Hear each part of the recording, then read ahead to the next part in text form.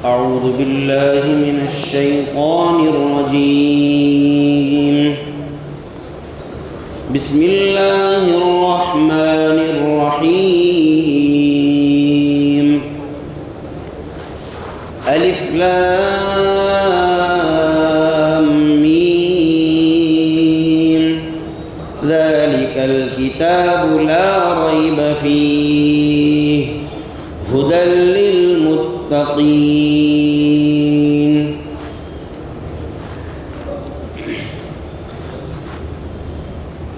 سب سے پہلے اللہ وحدہ لا شریک لہ کہ ہم شکریہ ادا کرتے ہیں کہ جن کی توفیق سے اور بے پایا اور لا تعد ولا تحصى انعامات کے صدقے اور طفیل اس نے ہمیں پھر ایک مرتبہ ہم سب کی اصلاح کے لیے ہماری اپنی زندگیوں کو بنانے اور سنوارنے کے لیے یہ مقدس مہینہ عطا فرمایا. جو لوگ زندہ ہیں ان کی گھڑیاں چل رہی ہے، جو دنیا سے رخصت ہو گئے ان کے میٹر بند ہو چکے ہیں، جو انہوں نے کر لیا ان کا حساب کتاب شروع ہے. اللہ تبارک و تعالی ہی جانتا ہے وہ کس حال میں ہے، لیکن جو موجود ہیں ان کے پاس موقع ہے اور وقت ہے کہ وہ اس موقع کی نزاکت کو غنیمت سمجھ کر کے پھر اپنی اصلاح کی فکر کرنے کی کوشش کریں. رمضان المبارک کا مہینہ قرآن مقدس سے ایک خاص لگاؤ رکھتا ہے، بلکہ یوں کہیے کہ تمام آسمانی کتابیں تقریباً تمام کتابیں رمضان المبارک کے مہینے میں نازل ہوئی. حافظ عماد الدین ابن کثیر رحمۃ اللہ علیہ نے مسند امام احمد ابن حنبل رحمۃ اللہ علیہ کے حوالے سے حضرت واصلہ ابن الاسقع رضی اللہ تعالی عنہ کی روایت نقل فرمائی کہ اللہ تبارک و تعالی نے حضرت ابراہیم علیہ السلام کو جو صحیفے عطا فرمائے وہ رمضان المبارک کی 1 تاریخ تھی، اور توریت جو عطا کی گئی رمضان المبارک کی 6 تاریخ کو دی گئی. انجیل رمضان المبارک کی 13 تاریخ کو دی گئی، اور حضرت جابر رضی اللہ تعالی عنہ کی روایت کے مطابق زبور 12 رمضان المبارک کو عطا کی گئی، اور قرآن مقدس جس کو اللہ تبارک و تعالی نے فرمایا انا انزلناہ فی لیلۃ القدر، ہم نے لیلۃ القدر میں اس کو نازل کیا، وہ رمضان المبارک کی 24ویں تاریخ یعنی 25ویں شب تھی جب اللہ نے آسمان دنیا پر لوح محفوظ سے پورا کے پورا قرآن یک بار کی نازل فرمایا. تو معلوم یہ ہوا کہ رمضان اور قرآن یہ دونوں ان کا کیسا دوستانہ ہے، ان کا آپس کا ساتھ کیسا ہے. دیکھو رمضان کا چاند نظر نہیں آیا کہ ساری مسجدیں قرآن سننے کے لیے بھر گئی. یہ روزہ تو کل رکھیں گے بھائی، ایک روزہ تو کل ہوگا لیکن 1 پارے سے زیادہ ابھی ہو چکا.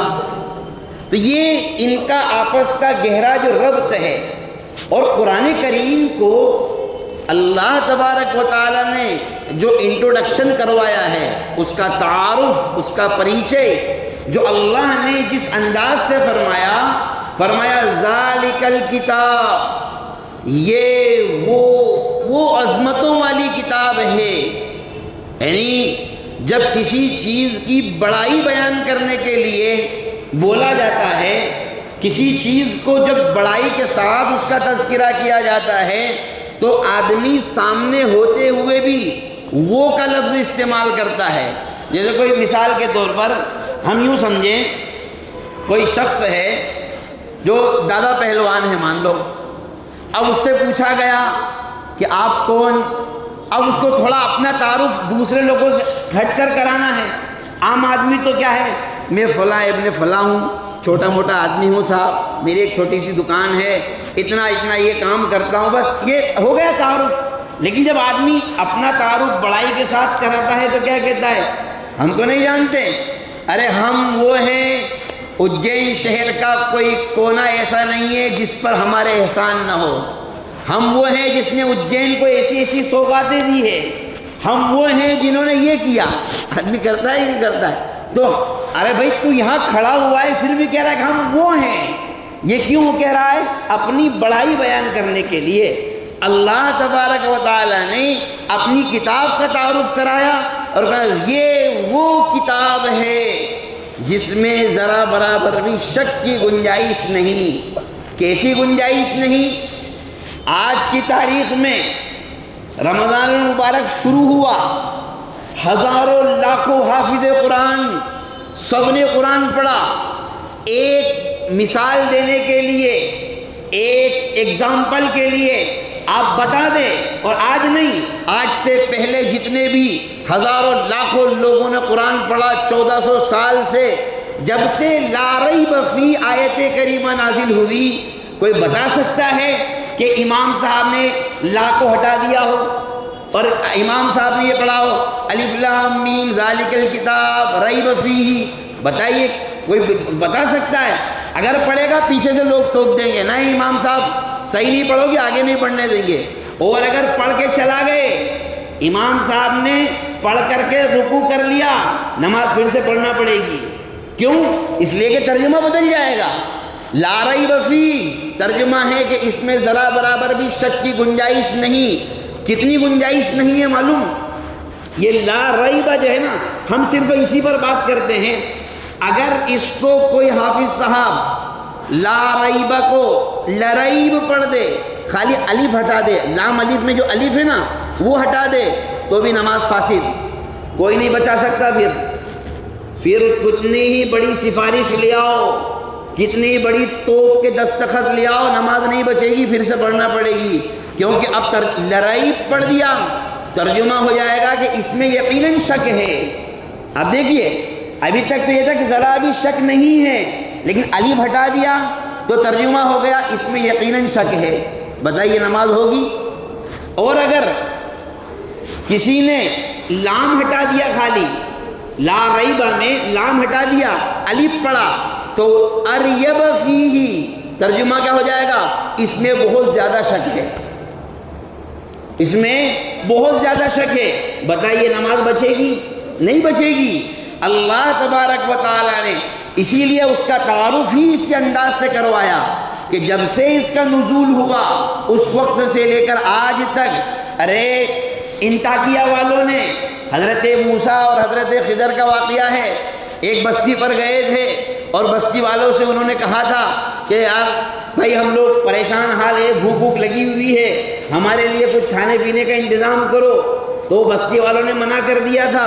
اللہ نے اس کی منظر کشی کی، فَأَبَوْا أَن يُضَيِّفُوهُمَا، ان بستی والوں نے حضرت خضر اور حضرت موسیٰ کی مہمان نوازی سے انکار کر دیا.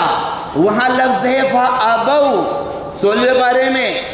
تو جس بستی کے متعلق یہ آیت ہے نا، وہ بستی والے اس وقت سے آج تک یہ چکر میں لگے ہوئے ہیں کہ فَأَبَوْا کو فَأَتَوْا کر دیں. وہ با ہے نا، اس با کو تا بنا دے، خالی کچھ نہیں کرنا ہے. ان کو کیا کرنا ہے؟ با کو تا بنانا ہے. اب ترجمہ کیا ہو جائے گا؟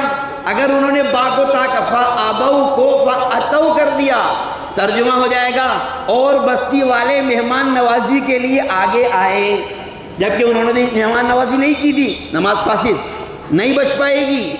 تو یہ قرآن کریم کا اعجاز اور یہ معجزہ ہے جس کو اللہ تبارک و تعالی نے فرمایا کہ اس میں ذرا برابر بھی شک کی کوئی گنجائش نہیں ہے. رسول اللہ صلی اللہ علیہ وسلم کے زمانے سے آج تک مجھے بتائیے دنیا میں کتنی زبانیں بولی جاتی ہے اور کتنے لوگ ہیں جو اپنی زبان کے علاوہ کوئی دوسری زبان نہیں بول سکتے؟ دیکھو آپ بنگال چلے جاؤ، آسام چلے جاؤ، بہار چلے جاؤ، اور ادھر تمہارے چنئی چلے جاؤ، اور تمل میں چلے جاؤ، ساؤتھ میں چلے جاؤ، اور کیرلا چلے جاؤ، ان کی زبان، چائنا چلے جاؤ، رشیا چلے جاؤ، فرانس چلے جاؤ، جاپان چلے جاؤ، ان کی اپنی اپنی زبانیں ہیں اور ایسی ہیں کہ وہ اس کے علاوہ نہیں بول پائیں گے۔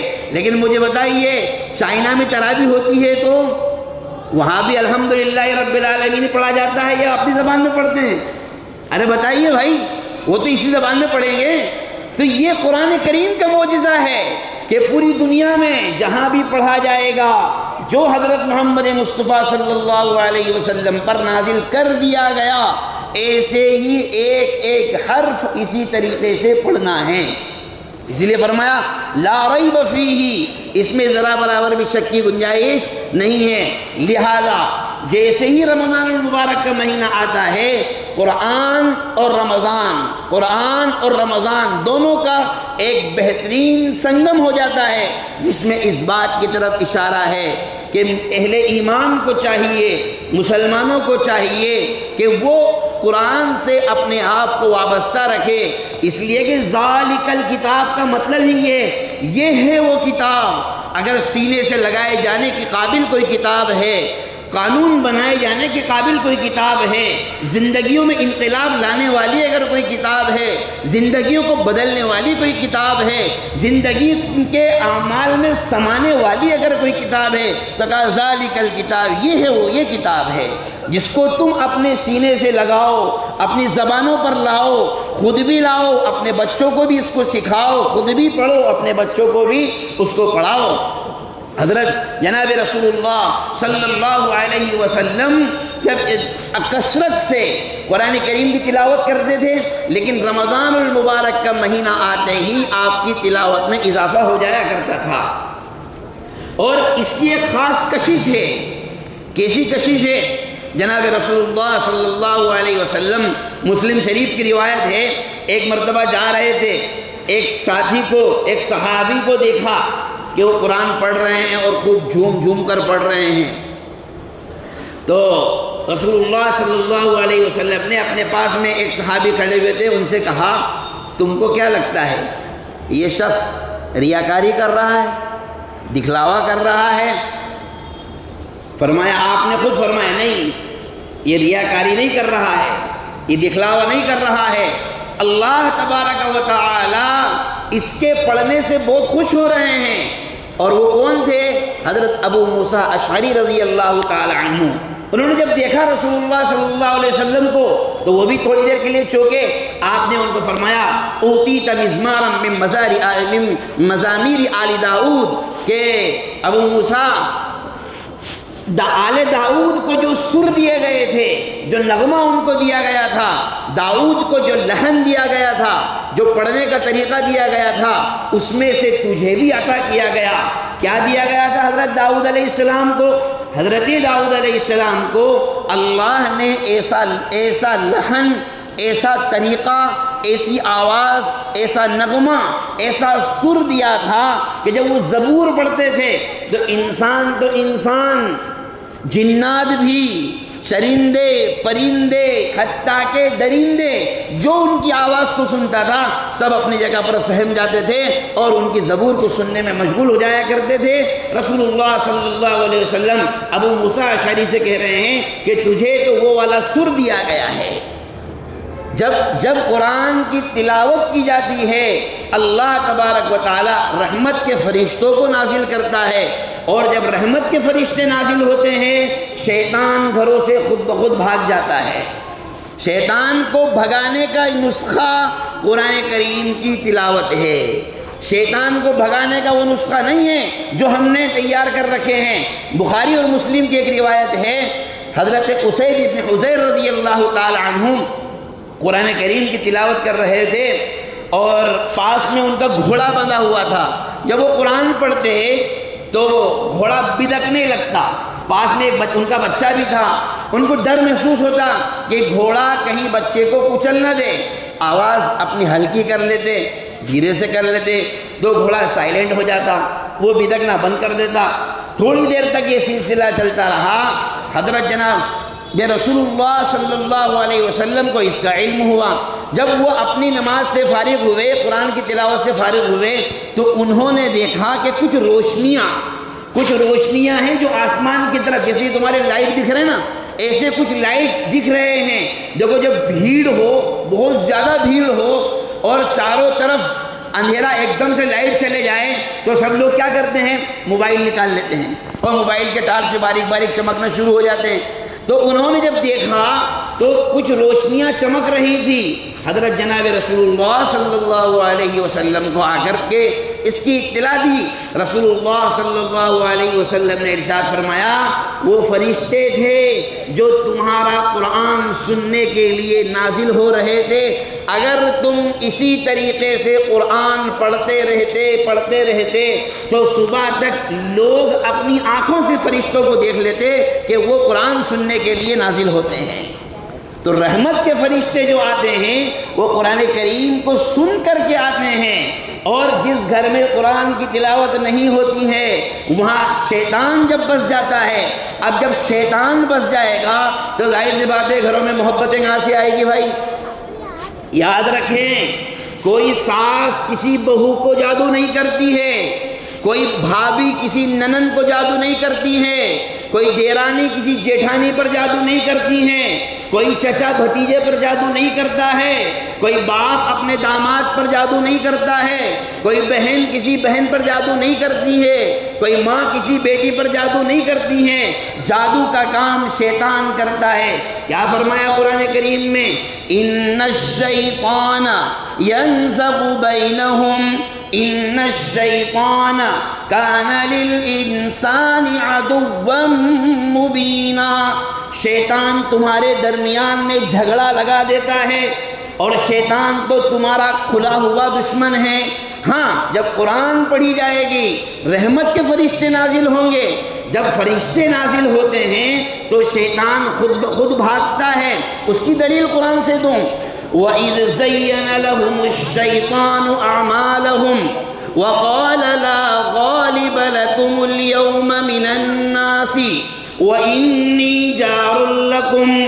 مشرکین جب غزوہ بدر کے موقع پر جب مشرک نکلنے لگے، ابو سفیان کے کہنے پر تیار تو ہو گئے، لیکن انہیں ایک خطرہ لاحق ہوا کہ کہیں ایسا نہ ہو کہ بنو بکر کے لوگ ہمارے غیر موجودگی میں مکہ پر حملہ کر دے، ہماری بہن بیٹیاں ہیں ان کی عزت کو پامال نہ کرنے لگے، اس لیے وہ جھیپنے لگے۔ تو شیطان نے کیا کیا؟ شیطان نے انسان کی شکل میں آیا۔ بعض روایات میں ہے کہ سراقہ ابن مالک کی شکل میں شیطان ان کے پاس آیا، مشرکین کے پاس، اور ان کی طاقت کو، ان کی قوت کو اور ان کی جماعت کو مضبوطی دی، اور کیا کہنے لگا؟ لا غالب لکم اليوم من الناس۔ ارے تم تو ہزار ہو ہزار، آج تم پر کوئی غالب نہیں آ سکتا ہے۔ اور رہا مسئلہ اس بستی کا، وَإِنِّي جَارٌ لَكُمْ، میں تمہارا سپورٹ کروں گا۔ ارے میں ہوں نا، جیسے کوئی آدمی کسی پر اعتماد دیا تھا، ارے تو نکل اپن سب سنبھال لیں گے، کرتا ہے کہ نہیں کرتا ہے؟ ارے یار تیرے بھائی پہ بھروسہ نہیں ہے، ارے یار اتنی پکی 20 سال کی دوستی میں اتنا اعتماد نہیں یار، بولتا ہے کہ نہیں بولتا ہے؟ تو شیطان نے اعتماد میں لیا۔ اب چلے تو گئے، یہ بھی چلے گئے، اللہ تبارک و تعالیٰ نے منظر کشی کی۔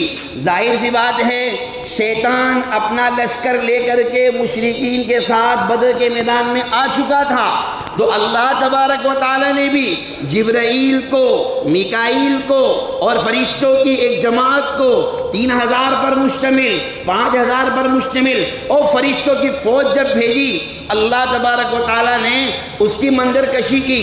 فَلَمَّا تَرَاءَتِ الْفِئَتَانِ نَكَصَ عَلَىٰ عَقِبَيْهِ، جب شیطان نے دیکھا کہ دونوں لشکر گتھم گتھا ہو رہے ہیں اور فرشتے مارنے کے لیے، فرشتے ان کے شیطانوں کو مٹانے کے لیے اور فرشتے ان کو پجانے کے لیے آ رہے ہیں، نکص علی عقبیہ، تو کیا کہنے لگا؟ دم دبا کر بھاگنے لگا۔ اور کیا کہہ رہا ہے؟ انسانی شکل میں تھا وہ، تو جس شخص کا ہاتھ پکڑا ہوا تھا اس کو چھڑا کر بھاگنے لگا، تو اس نے کہا ارے کہاں جا رہا ہے؟ تو کہنے لگے وقال انی بریء منکم، یہ تم جانو اور تمہارا کام جانے، میں تو تم سے بری ہوں۔ کیوں؟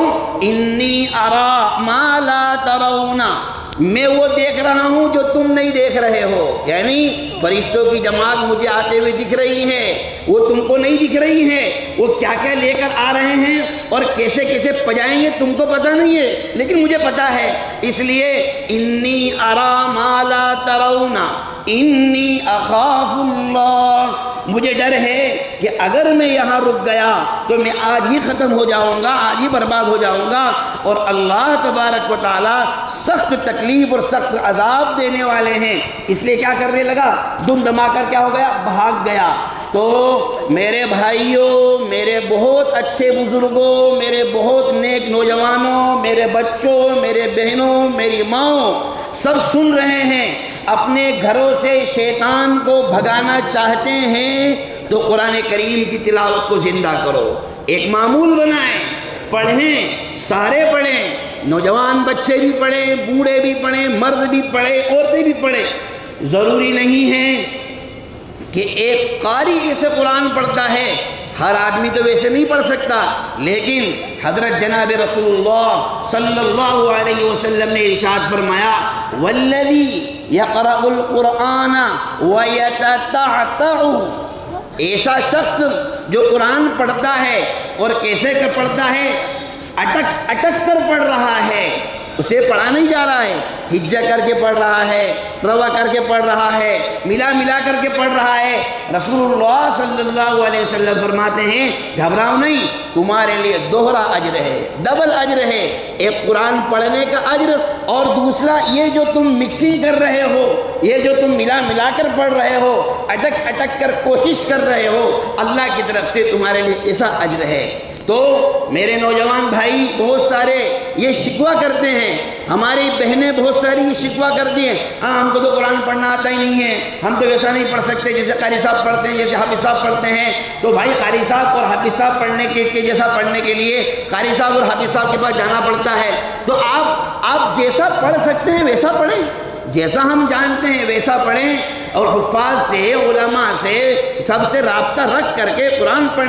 دیکھو یہ دنیا کی واحد کتاب ہے، آپ اس کو سمجھتے ہو یا نہ سمجھتے ہو، آپ کو نہیں معلوم اس کا ترجمہ کیا ہے، اس کا مطلب کیا ہے، لیکن اس کی اپنی ایک تاثیر ہے۔ ہاں شرط یہ ہے کہ دل کو دل سے لگا کر اللہ کی کتاب کی عظمت کو سامنے رکھ کر کے، یہ سامنے رکھ کر کے پڑھیں کہ یہ اللہ کی کتاب پڑھ رہا ہوں، میں خدا کی کتاب پڑھ رہا ہوں، یہ مقدس ترین کتاب ہے اور اس میں جو کچھ بھی ہے برحق ہے، آپ پڑھیں۔ آخر کیا وجہ ہے؟ ہمارے بہت سے لوگ کوئی 5 پارے پڑھ رہا ہے، کوئی 10 پارے پڑھ رہا ہے، لیکن اس کے باوجود بھی حال چو کہ تو ہے، اس کی وجہ ہے، اس کی وجہ ہے قرآن کو فارمیٹی کے طور پر نہ پڑھیں، اس کی عظمت کو برقرار رکھتے ہوئے پڑھیں کہ یہ عظمت کی کتاب ہے۔ ہم پڑھ تو رہے ہیں لیکن ہماری مثال کیسی ہو گئی؟ جب دل اللہ کی طرف متوجہ نہیں ہے تو اس کی مثال ایسی ہے کہ آپ نے موبائل تو چارجنگ کے لیے لگا دیا لیکن اس کا بٹن چالو کرنا بھول گئے، وہ کہاں سے چارجنگ ہوگا بھائی؟ یا آپ برابر آپ جو ہے کوئی فائل ہے، موبائل برابر چلا رہے ہیں لیکن اس کا ڈاٹا تو چالو نہیں ہے، تو وہ ڈاٹا ٹرانسفر کہاں سے ہوگا؟ واٹس ایپ چیٹنگ کہاں سے ہوگی؟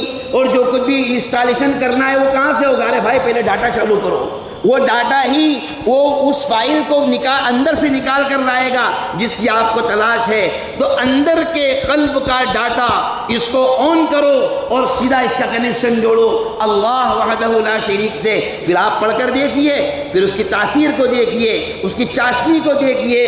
دنیا کے فتنوں کو دفع کرنے کا واحد علاج، دنیا کے فتنوں کو ختم کرنے کا واحد علاج، اللہ کی قسم کوئی کتاب نہیں ہے۔ سارے بچے، سارے مرد، سارے عورت، ارے ایک آدھ مرتبہ کر کے تو دیکھو یار، کر کے تو دیکھو کیسے انقلاب آتا ہے۔ کون کہتا ہے انقلاب نہیں آئے گا؟ ضرور آئے گا. اس کو سینے سے لگاؤ، اس کی عظمت کو برقرار رکھو، اپنی زندگیوں میں اس کو بساؤ اللہ کے لیے اور اللہ کے رسول حضرت جناب محمد مصطفیٰ صلی اللہ علیہ وسلم کی تعلیمات جو اس میں دی گئی ہیں، ہم اس کو کر کے دیکھیں، پھر کیسے نہیں حالات بدلتے ہیں، کیسے نہیں گھر کا شیطان بھاگتا ہے. مت پڑو ادھر ادھر کے چکر میں، اس کے پاس جاؤ، اس کے پاس جاؤ، اس کے پاس رو، اور اس کو اتنی فیس دے، اس کو اتنا پیسہ دے. ارے جس قوم کے پاس قرآن جیسی مقدس کتاب ہو وہ قوم ذلیل اور رسوا ہوتی پھرے، کبھی نہیں ہو سکتا ہے. معلوم ہوا کہ کمزوری ہماری اپنی ہے. ہم اپنی طرف سے ہم نے اس کتاب کو جو پروٹوکول دینا چاہیے تھا ہم نہیں دے پائے، جو تقدس اس کو دینا چاہیے تھا، جو عظمت اس کو دینا چاہیے تھا، ہم نہیں دے پائے ہیں. اس کی وجہ سے یہ کتاب موجود ہوتے ہوئے بھی ہمارے حالات نیچے سے نیچے چلے آ رہے ہیں. اس لیے میرے بھائیوں، اللہ تبارک و تعالیٰ نے پھر ایک مرتبہ رمضان عطا کیا ہے، اور رمضان اور قرآن کا بہت گہرا سمبند ہے. اس لیے سبھی لوگ سن رہے ہیں، میرے بھائی بھی، میری بہنیں بھی، میرے بچے بھی، میرے بیٹے بھی، میری بیٹیاں بھی، سب سن رہے ہیں. اپنے ایک نظام بناؤ. دل سے اگر نظام بنائیں گے تو یہ آپ کی ایسی عادت بن جائے گی، آج رمضان بعد بھی نہیں چھوڑ پاؤ گے. خالی رمضان کے لیے مت بناؤ، ہمیشہ کے لیے معمول بناؤ. مجھے بتاؤ، آپ کا بیٹا گٹکا پاؤچ نہیں کھاتا تھا، لیکن 15 دن سے کھانا سیکھ گیا. کیوں؟ ارے وہ فلاں ہے نا، وہ اس کے لڑکے کے ساتھ گھومنے لگ گیا تھا یار، اس نے عادت ڈال دی، اب چھوٹتا ہی نہیں ہے. آپ کا بیٹا سپاری نہیں کھاتا تھا، لیکن اس کی صحبت 8 دن مل گئی، سپاری کھانا سیکھ گیا. یہ دنیا کی ساری عادتیں، ساری حرکتیں 8 دن 4 دن کرنے کی وجہ سے عادت میں آ جاتی ہے. پورے مہینے قرآن کریم کی تلاوت کریں گے تو کیا وہ عادت میں نہیں آئے گی؟ کرتے ہیں پھر بھی عادت میں نہیں آتی ہے. معلوم ہوا کہ دل کا ڈاٹا آف کر کے تلاوت کرتے ہیں. اس ڈاٹے کو آن کرو، اللہ سے تعلق مضبوط کرو، اور اللہ کی طرف متوجہ ہو کر قرآن کی تلاوت کریں. انشاءاللہ اس کے نتائج ہمارے سامنے آئیں گے.